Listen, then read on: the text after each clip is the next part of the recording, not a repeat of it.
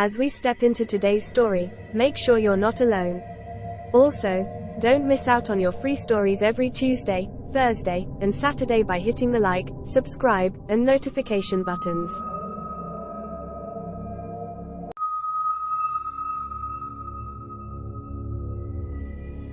In the midst of a chilly and frosty winter season, a little girl stands by the window, observing the trees and the snow.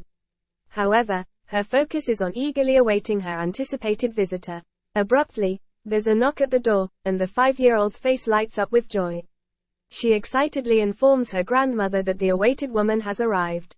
The grandmother warmly welcomed the visitor into the house, introducing her with enthusiasm to the little girl. "This is Fiona, my 5-year-old granddaughter. Say hello, Fiona, to your new nanny." The nanny, named Dolly, introduced herself, sharing that she is 27 years old and has worked as a nanny for 5 years. Despite her experience, she hasn't been fortunate enough to stay with one agency, having worked with different families throughout her career.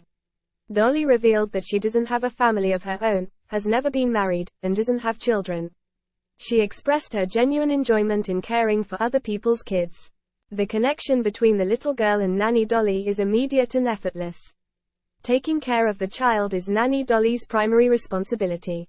Due to the mother's preference for the little girl not to interact with other children, Nanny Dolly has been self-studying at home. As part of her duties, Nanny Dolly also takes on the role of educating Fiona on subjects that would typically be taught in school. The grandmother clarified that Fiona's mother, who is also residing in the house, is facing mental health challenges. Consequently, they decided that homeschooling Fiona is the best approach for now while her mother is unwell. The grandmother advised that if she sees Fiona's mother, it is preferable not to engage in conversation, as she is absorbed in her own world and may not respond. Apart from that, everything else should proceed smoothly. As the weeks unfolded, Fiona relished the companionship of Nanny Dolly, who not only taught her how to write and read, but also shared stories, fed her, and took care of her. Their bond strengthened, and they developed a harmonious relationship. Interestingly, Nanny Dolly's attention extended beyond her connection with the little girl. She also formed a rapport with the neighbor's husband. Occasionally, the elderly woman observed from her window that Nanny Dolly engaged in conversations with the neighbor's husband, flirting and laughing. One morning, Nanny Dolly sat patiently at the kitchen table, the usual spot for teaching Fiona how to write during their morning study routine. Despite calling out to Fiona, there was no response. Growing concerned, Nanny Dolly searched throughout the house and even ventured outside, but Fiona was nowhere to be found. As she walked through the hallway, she heard Fiona's laughter from one of the rooms. Knocking on the door and calling out Fiona's name, Nanny Dolly found the door slightly open. To her surprise, she discovered Fiona playing inside with not just one doll, but many of them in various sizes. What caught her attention was an unusual lineup of large dolls against the wall, and she couldn't quite identify the bad scent lingering in the room. Upon noticing Nanny Dolly's presence, Fiona was startled and swiftly grabbed her hand, telling her to leave the room. Fiona whispered to Nanny Dolly, "Please don't tell Grandma where you found me. I'm not allowed to play there unless I get permission from her or my mom." Nanny Dolly agreed, promising not to disclose the secret, but in return, she asked Fiona to promise not to be late for their morning study lessons, as it could lead to trouble with Grandma.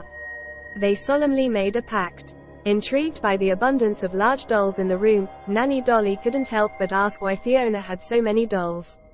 Fiona explained, "Oh, the gifts from my dad. All of my dolls are presents from him." This revelation left Nanny Dolly puzzled, as she had previously inquired with Grandma about Fiona's father and was told that he had passed away when Fiona was born. On a chilly and frozen night, the entire downstairs room of Nanny Dolly became unbearably cold, keeping her awake.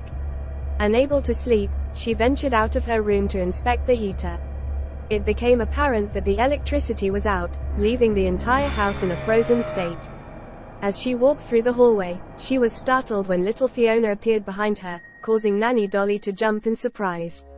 Fiona hushed her, cautioning, "Shush, you'll wake up my mom and Gran." Nanny Dolly, feeling the coldness enveloping the house, requested Fiona's help in locating the radiator or the heater switch to fix the issue. Fiona whispered, "Follow me, I know where it is." Nanny Dolly trailed behind Fiona as they descended into the basement, both armed with a flashlight. Reminding the little girl to be cautious on the way down, Fiona reached for the light switch, illuminating the basement. Nanny Dolly was taken aback by what she discovered beneath the basement. Expecting to find a stockpile, she was surprised to see a vast, empty space. Puzzled, she inquired from Fiona about the location of the radiator, noticing that the electricity seemed to be back on. She suggested checking if the radiator was now functioning properly. Fiona pointed towards a door in the basement, indicating another room. "Okay, I'll check it out. You stay here," Nanny Dolly instructed. As she cautiously opened the door, darkness enveloped the space. She fumbled for the light switch, but suddenly, the door closed behind her.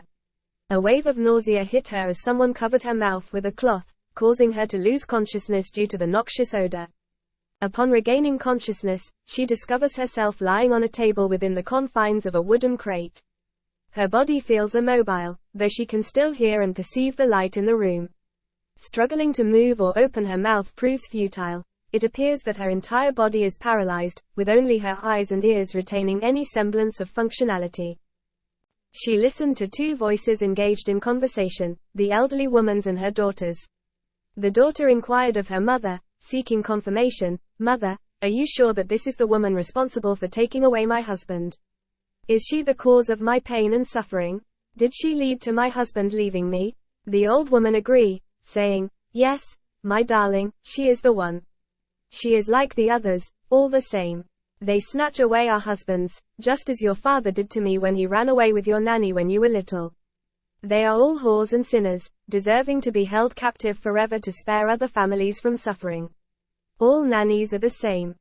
Within herself, Nanny Dolly is screaming, yearning to move and shield herself, yet she finds herself powerless. Her mind is consumed with reflections on her past actions, moving from one house to another and seducing herself with the husbands of the families she worked for.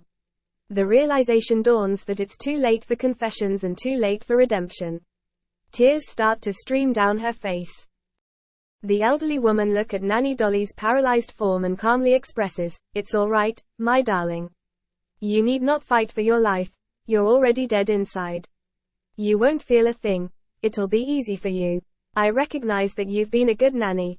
Your purpose here is to contribute to my daughter's healing by witnessing your deterioration and slow death. Eventually, my daughter will return to a sense of normalcy and happiness.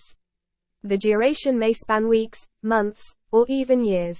However, when the painful memories of her husband resurface, we'll seek another nanny. You will have a new companion lock into Fiona's doll playroom. Thank you, Nanny Dolly."